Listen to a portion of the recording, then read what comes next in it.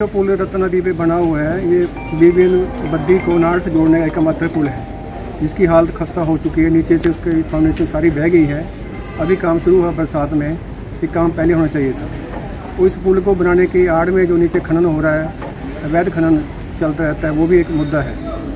रही बात सड़क की, जो बद्दीनाड़ का नीचे है, उस पर पटेल कंपनी छोड़ चुकी है। उस पर गड्ढे पड़े हुए हैं बहुत बड़े बड़े। छोटी गाड़ी, मोटरसाइकिल वाले, पैदल वालों को बहुत मुश्किल आ रही है। सरकार से हमारा अनुरोध है कि जल्दी से जल्दी इसके टेंडर करके काम जो है सुचारू रूप से किया जाए। सर, जैसे पहले आपदा आई थी, जैसे तो खनन की वजह से हमारे यहाँ 2 पुल जो पहले थे वो भी टूट गए थे। जैसे बल नदी का पुल है और महादेव का पुल है, वो भी टूट गया था।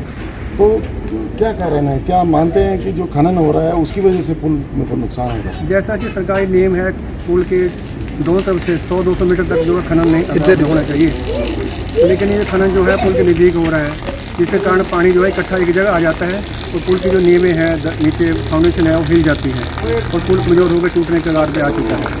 अब जैसे बरसात का मौसम है, त्रासदी तो आई हुई है, मंडी साइड भी आई है। अगर ज़्यादा बारिश होती है तो क्या कोई खतरा है टूटने का इस पुल का भी? हाँ, ज़्यादा बारिश आने भी इसकी फाउंडेशन जो पहले ही हिल चुकी है, उससे दरारें आ चुकी हैं, तो कभी भी खराब हो सकता है, गिर सकता है पुल, जिससे हमारा कनेक्टिविटी बिल्कुल बंद हो जाएगा। जो हमारा इंडस्ट्री एरिया है, उसको आने जाने का साधन जो है ख़त्म हो जाएगा। और यहाँ पर कितने गौएँ हैं? अगर ये पुल टूटता है तो कितनी? हमारे गौशाला में, हर किसान गौशाला में 550 के करीब गौएँ हैं, जिनमें बेसहारा चोटग्रस्त रखी हुई हैं। तो अगर पुल टूटने के जो हमारी इसके साथ जगह है, फाउंडेशन है, दीवार है, उस पर खतरा बना हुआ है। तो सरकार से अनुरोध है कि इस पुल की जो जल्दी से जल्दी रिपेयर की जाए, जब तक ये नया बन के तैयार नहीं होता है। जी सर, क्या कहेंगे, ये जो पुल है, कौन सी नदी है ये? क्या रत्ता नदी है ये पुल नियर अबाउट 85 में लगा था। एग्जैक्ट तो मेरे को मालूम नहीं है कब लगा, लेकिन 41 साल इसको लगे हुए।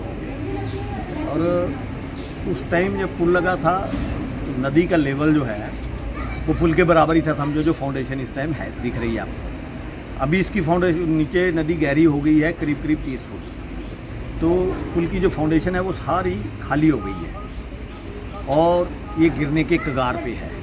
कभी भी अगर भारी बरसात आती है तो ये बद्दी नालागढ़ की कनेक्टिविटी, जिसको हम ये बोल सकते हैं कि हमारा ये आर्थिक राजधानी है बद्दी हिमाचल की, वो डिस्टर्ब होगी। और यहाँ पे ऐसा भी नहीं है कि पुल टूट जाए तो कहीं से कोई डाइवर्जन बन जाए और दूसरी तरफ से कोई ट्रैफिक चली जाए, वो भी यहाँ कोई रास्ता कोई नज़दीक दिखता नहीं है। तो ये अभी जो रिपेयर चालू हुई है, ये रिपेयर मेरे हिसाब से होनी चाहिए थी 6 महीने पहले। जो अभी कुछ लगा है, देखा है, मशीनें लगी हैं, ये 6 महीने पहले लग जानी चाहिए थी। अब इसमें किसको दोष दें? एनएच वालों को किसको दोष दें? हमें तो इस बारे में कुछ ज़्यादा ज्ञान नहीं है कि हम किसको दोष दे सकते हैं, लेकिन जो हमारे अधिकारी हैं, प्रशासन है, उनको ये सब चीज़ देखनी चाहिए। साथ में गौशाला है। अगर ये पुल कल को टूटता है तो ये गौशाला के लिए भी खतरा ही है, मैं ये मान के चल रहा हूँ। प्लस लोगों का जो व्यापार है वो कितना डिस्टर्ब होगा, वो लाखों में नहीं, वो करोड़ों में। क्योंकि नालागढ़ से डेली अप डाउन हज़ारों व्हीकल बद्दी आते हैं और हज़ारों ही नालागढ़ शाम को जाते हैं। जो बेचारे रोजगार के लिए, कुछ लोग नालागढ़ से बद्दी आ रहे हैं, कुछ बद्दी से नालागढ़ जा रहे हैं, वो लोग जाएंगे किधर से? उनके लिए ये बहुत बड़ी समस्या है। तो मेरा अनुरोध यही है प्रशासन से कि बहुत जल्दी इसको ठीक किया जाए। जो ये रिपेयर कर रहे हैं, जो इसको सेफ्टी बॉल लगा रहे हैं, बहुत जल्दी से जल्दी लगाई जाए, ताकि लोगों को इस खतरे का सामना ना करना पड़े।